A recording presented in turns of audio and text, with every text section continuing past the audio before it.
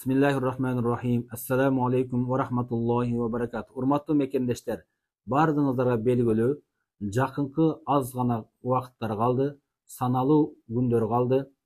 Жарыяларда белгилүү болуп жаткандай, 1-майда пайгамбарыбыз Мухаммад саллаллаху алейхи ва салламдын урматына болуп жаткан Маулид ан-Наби темасы жашоо бул эмне.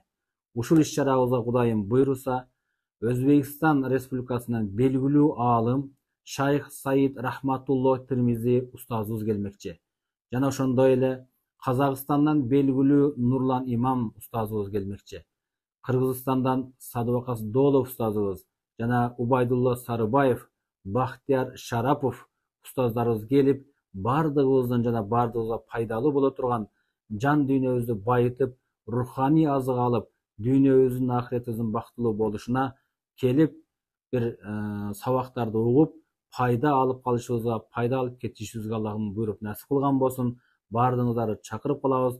Убакыттар аз калды, билеттер дагы бир чектелүү, саналуу калды.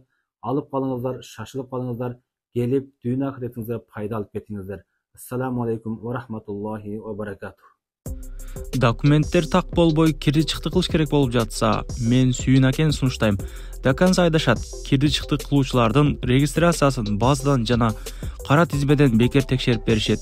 24 саат бою чала берсеңиздер болот. Сүйүн эл кызматында.